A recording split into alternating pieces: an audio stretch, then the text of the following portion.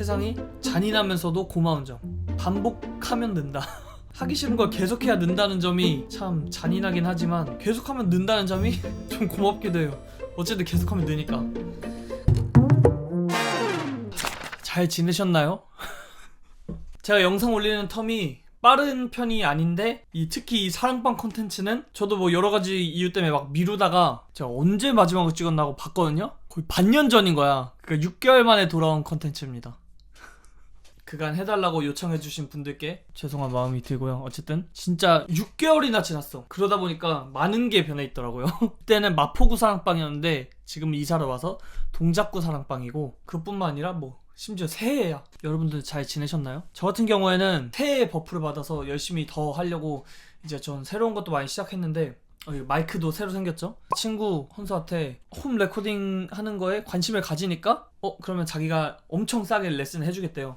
그래서 너무 감사하지. 그래서 이런 거 이제 막 시작해서 하고 있고, 인스타에 글도 쓰기 시작했고, 글은 뭐 혼자서도 종종 썼지만 인스타 연재 형식으로 하는 건 또 처음이죠. 세상에 막 공개하는 형태로 한 건 다 재밌더라고요. 새로 하는 것들이 많으니까. 인스타에 글 쓴 것 중에 목적지를 잘 찍는 것이 중요하다, 이런 글을 썼었는데, 그러니까 저는 영상을 만들어서 올리니까 스스로를 계속 이제 콘텐츠 크리에이터라고 나도 모르게 이제 정의를 하고 있었어요. 그리고 그 방향으로 잘 되는 콘텐츠 크리에이터가 돼야지 하고서 나아가려고 하고 있었고, 근데 그 과정에서 제가 어려웠던 게, 잘 되는 콘텐츠를 하려면 이런 걸 하세요 라는 강의들이 엄청 많잖아요. 요즘에는 인스타나 뭐 유튜브나 엄청 많이 올라와 있잖아. 찾아보면 다 나와 있어. 그리고 심지어 그걸 따라한 분들 다 성과가 좋아. 근데 그런 걸 보면서도 좀 저는 그렇게 하기가 싫은 거예요. 이제 그러니까 고민이 생기는 거지. 성과가 안 나오는 것에 대해서는 불만을 가지면서 성과가 나오는 행동을 하지 않는, 그런 것들은 꺼려하는 제 자신을 답답해하고 있었죠. 그러다가 이제 저도 숱하게 막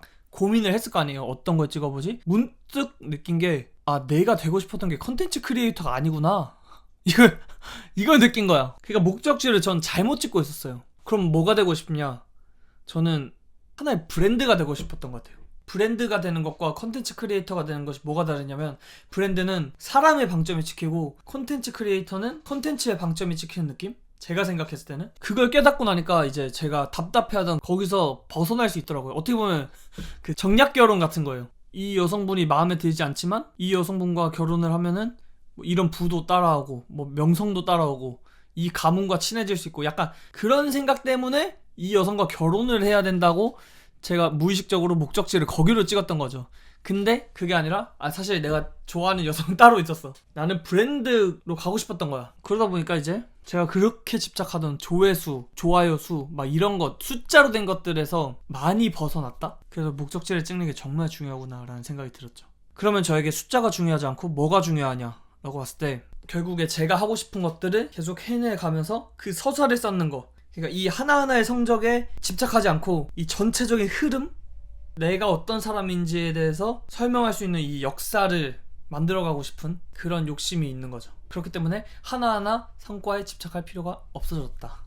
근데 이게 진짜 쉽지가 않아요. 목적지를 잘 설정하는 게 중요하지만 막상 직접 자기가 부딪혀서 해보지 않으면 내 목적지를 알기가 쉽지 않아. 이것도 해보고 저것도 해보고 저것도 해보고 이것도 해보고 막 이러면서 이건 좋고 저건 싫고 이건 좀 괜찮고 이거는 조금 별로고, 이런 어떤 경험과 고민들의 그런 통계적인 지표가 생겨야 내가 이쪽 방향으로 좀 가고 싶어 하는구나, 이런 게 생기기 때문에 결국에는 많은 경험을 통해서 목적지를 설정을 잘 해야 된다. 그리고 아까 제가 요즘에 글을 쓴다고 했잖아요. 그게 처음에 글 올릴 때는 쉽지가 않더라고요. 그러니까 영상 올리는 거는 이제 익숙해져서 크게 별 생각 없이 올리는데, 글 올릴 때는 약간 오글거리는 그런 느낌이 들지 않을까? 라는 생각으로 올릴 때 살짝 망설이게 되면서 올렸거든요. 왜냐면 어쩔 수가 없잖아요. 글이랑 영상이랑 톤 앤 매너가 다를 수밖에 없단 말이에요. 영상에서는 막 되게 밝고 에너지 있게 하지만 글에서는 글의 특성상 이게 굉장히 정리정돈해서 내가 단어를 고르고 골라서 깍듯하게 만들어서 내놓는 거다 보니까 훨씬 사람이 좀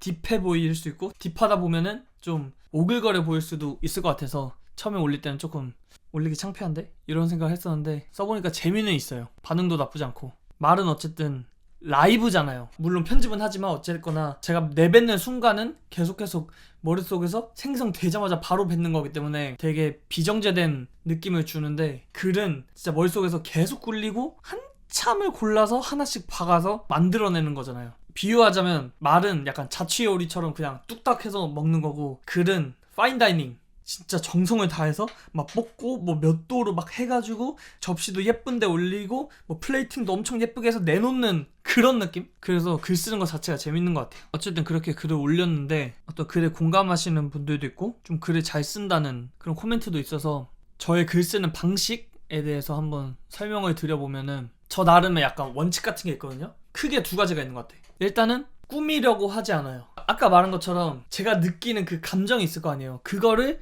가장 같은 온도로 딱 글로써 표현하려고 노력해요. 그러니까 만약에 이 단어 대신 이 단어를 넣으면은 문장이 더 맛있어지고 더 멋있어. 하지만 내 본심과는 좀 가깝지 않아. 그러면 과감히 빼버린다. 인간인지라 욕심은 나거든요. 이렇게 했을 때 아, 문장 너무 멋있는데? 하지만 그 실제 내 감정과 달라. 그러면 원래 걸로 교체. 쉽게 말해서 허세 부리려고 안 하고, 그 두 번째 원칙은 그 와중에 그래도 표현은 참신하게 하려고 하는 것 같아요. 제가 생각했을 때 말보다 글이 조금 더 청자를 고려하는 매체인 것 같거든요. 내가 다시 읽든 남이 읽든 누군가 읽는다는 전제 하에 쓰는 거잖아요. 그렇다 보니까 지루하게 쓰고 싶지 않은 거죠. 참신한 표현을 좀 쓰고 싶어하는, 그런 동시에 내 마음을 과장하지 않는 그런 방식으로 글을 쓰고 있습니다. 그냥 좋은 글이 전 뭔지도 몰라요. 책도 많이 안 읽기 때문에. 근데 적어도 제가 그냥 쓸 때는 그렇게 쓰는 게 재밌고 좋다. 사랑방을 오랜만에 찍기로 결심하면서 막 되게 고민을 많이 했어요. 마포구 사랑방에서 동작구 사랑방으로 바뀌었기 때문에 리뉴얼을 막 제대로 해서 해볼까? 뭐 방을 어떻게 꾸미고 거기서 막 조명도 설치하고 막 해볼까? 그 생각 때문에 찍질 못하겠더라고. 완전 바뀌어야 된다는 생각 때문에. 그래서 그냥 대충 이렇게 다시 찍고 있는 거고요. 대신 한 가지 코너를 만들어 왔어. 뭐냐면 고민 상담 타임. 아까 브랜드가 되기로 결심했다 했잖아요. 어떤 브랜드가 되고 싶냐면, 그냥 요약하면 서로 사랑하면서 살아가자, 긍정적으로 살아가자, 이런 메시지를 전하고 싶어하는 그런 브랜드가 되고 싶어하는 사람이라서, 고민 상담을 하면은 나의 고민에 들어주는 것도 그거 자체로도 위로가 되고 같이 해결하려고 애쓰는 것도 재밌고. 그래서 제가 미리 인스타로 한번 물어봤어요. 근데 몇 분이 이거 다 해볼까? 이번 생각보다 많이 달아주지 않으셔가지고 다 할 수 있으면 다 해볼게요. 테슬라 차 어때요? 이거 차 알못이기 때문에 이거는 패스하도록 하겠습니다. 다음 고민. 기분이 태도가 되는 것, 감정 기복이 심한 것. 첫 고민부터 조금 빡센데요. 근데 일단은 기분이 태도가 되는 것은 제 생각에는 어떻게 보면 당연해. 아니, 기분이 안 좋은데 어떻게 계속 웃어? 그런 사람이 있을 수 있지. 근데 일단은 태도가 되는 게 너무 당연한 거고요. 근데 어쨌든 문제가 되는 것은 이 뒤에 감정 기복이 심한 것이라고 또 달아주셨으니까, 감정 기복이 심하다. 좋을 땐 좋고 싫을 땐 너무 갑자기 싫어진다, 이 얘기잖아요. 좋을 땐 좋은 건 그냥 문제 없어. 하지만 싫을 때 또 갑자기 싫어지는 게 문제겠죠? 아마도 제 생각에 이런 성향을 가지신 분들이라면 뭔가 상황을 통제하고 싶어 하시는 것 같아요. 그래서 내가 통제하지 못하는 상황에 대해서 굉장히 스트레스를 많이 받으시는 것이 아닐까? 예를 들면은 뭐 원하는 결과가 있었는데 그 결과가 뜻대로 되지 않아. 그런 것에 대해서 너무 화가 나는 거지.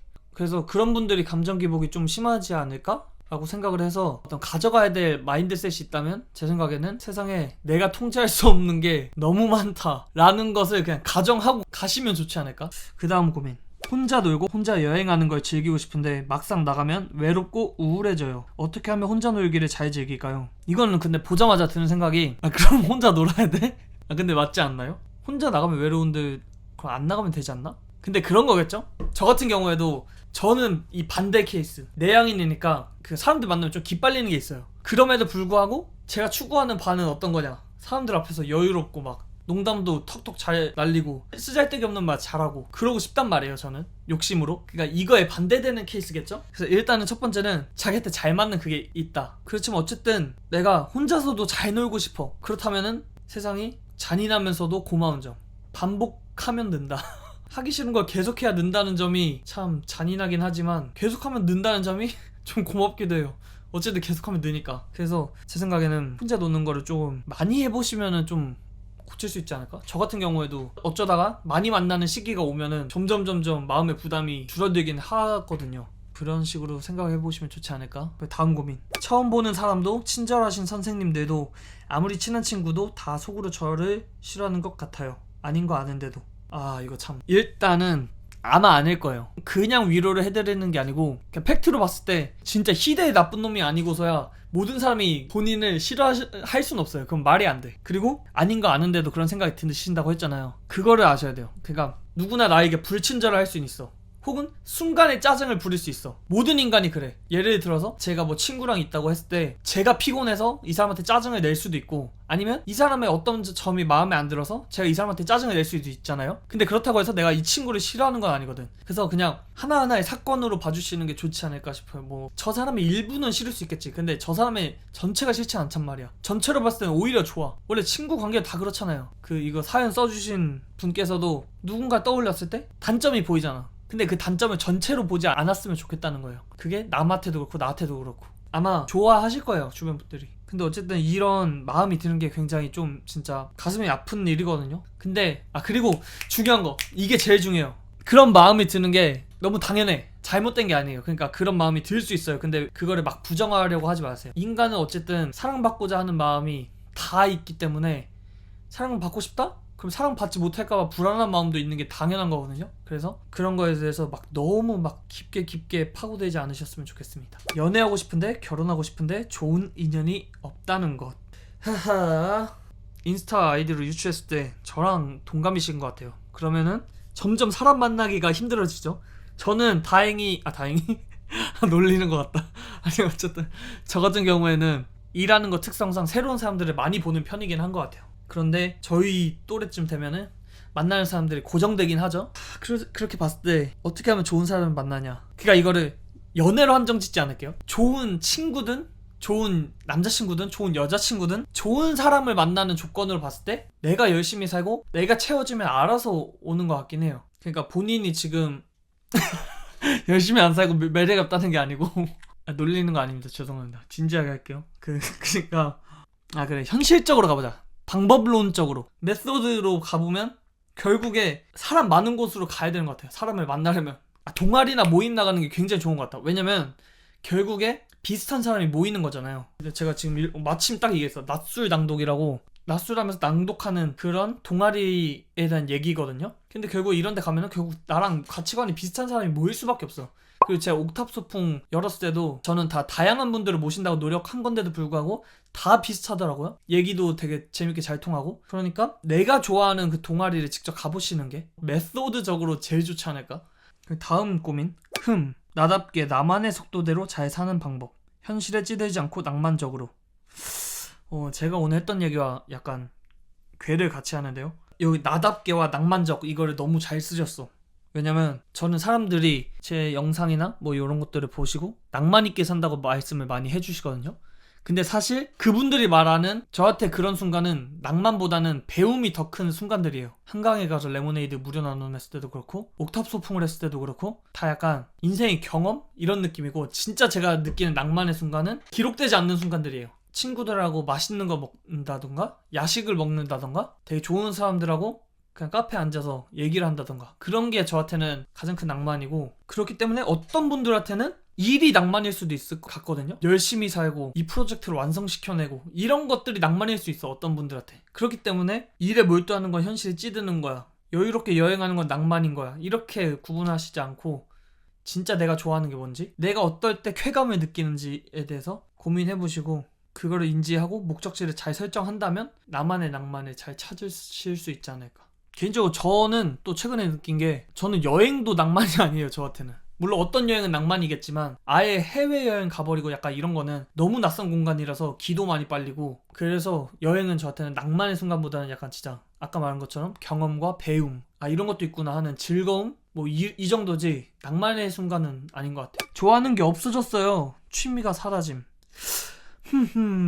제가 옥탑 소풍을 했을 시기에 취미가 약간 없어졌거든요. 그때 또 이제 대화하면서 제가 딱 생각했던 게, 이게 몰입의 차이일 수도 있겠구나. 왜냐면 옛날에는 제가 음악을 들었을 때는 진짜 감상하는 타임이었거든요. 음악을 딱 본격적으로 각 잡고 음악 듣는 시간이 있었어. 그렇기 때문에 음악이 더 좋았던 거야. 근데 요즘에는 음악을 그냥 백그라운드 뮤직, 그냥 일상생활 하면서 뭐 버스 탈 때 그냥 지루함을 달래는 용도로 사용하다 보니까 오히려 그 음악에 대한 흥미가 떨어진 거죠. 그래서 핸드폰을 멀리하고 뭔가 각 잡고서 뭔가를 해보는 시간을 늘리다 보면은 그 어떤 것도 취미가 될 수 있지 않을까? 무엇이 취미냐보다 어떻게 취미를 하느냐가 더 중요한 것 같아요, 저는. 그리고 마지막 고민입니다. 올해로 20살이 되면서 바로 취업이라는 선택을 하게 되었는데 생각보다 불안과 많은 생각들이 찾아오더라고요. 물론 제가 선택한 이 길이 후회되진 않지만 지금으로선 앞으로 있을 일들의 걱정과 불안이 뜨문뜨문 저를 찾아오더라고요. 취업 면접도 보고 직장도 찾아야 하는데 앞으로 잘 해낼 거라고 생각해도 불안한 건 계속 찾아오는 것 같아요. 정말 맞아. 불안함 계속 찾아와. 저도 겁도 많고 불안을 잘 느끼는 사람이거든요. 근데 그냥 적당히 옳게만 살아도 정말 큰일이 잘 안 나는 것 같아요. 무슨 얘기냐면 제가 인생을 살아오면서 정말 많은 사람을 봤을 거 아니에요. 근데 제 주변에서 어른들을 다 통틀어서 회생불가로 망한 사람이 정말 건너 들은 거 한두 명? 근데 그분들의 특징 뭐냐, 범죄를 도박을 하시거나 뭐 약간 이런 분들이지, 진짜 성실하게만, 혹은 성실하지 않아도 그냥 적당히만 살아도 쉽게 안 망한다는 거? 요즘엔 정말 불안이 넘쳐난 시기지만 또 동시에 너무 풍요로운 세상이기도 하거든요. 그렇기 때문에 뭐 망해봐야 얼마나 망하겠어. 일단 그냥 현실적으로는 망하는 것도 쉽지 않고 불안은 실체가 없다는 거. 불안이 인간이란 동물의 어떤 생존 본능이잖아요. 위협을 감지하는 시스템. 옛날에 원시 시대에 불안이 100인 사람이면 잘 살아남았어. 근데 현대는 이 원시 시대만큼 위협이 도사리는 사회가 아니잖아요. 법적으로도 보호를 해주고 인간이 어쨌든 동물 제일 최상위에서 포식을 하고 있고, 이 원시인들이 느끼던 그 불안을 그대로 느낄 필요까지 없다. 그래서 이 대부분의 불안들은 잡생각이라고 생각하거든요. 그래서 그 잡생각을 떨치는 방법은 내가 바쁘게 지내는 것. 나에게 미션을 줘. 뭐 오늘 꼭 운동해야 되고 직장에서 일해야 되고, 그런 게 좋지 않을까. 그리고 지금까지 살아오면서 수천 수만 번의 불안을 겪었지만 결국에 잘 살아왔다. 지금 내가 존재하잖아. 그 불안들 다 이루어지지 않았고, 이루어졌더라도 내가 알아서 헤쳐나왔고, 그런 것들을 좀 기억을 해봅시다. 저희 안 좋은 일 오지도 않을 거고, 그 수만 가지 확률을 뚫어서 안 좋은 일이 왔어. 그래도 헤쳐나갈 수 있어요. 저희가 지금까지 해왔듯이. 그렇습니다. 오늘은 다행히도 사연이 많지 않아서 이 정도로 끝내볼 수 있겠고요. 자, 1시간이나 녹화를 했습니다. 그럼 저는 이거 카메라가 꺼질까봐 무서워서 빨리 인사를 드리도록 하겠습니다. 오늘 사랑방에 놀러와 주셔서 감사합니다. 사랑합니다.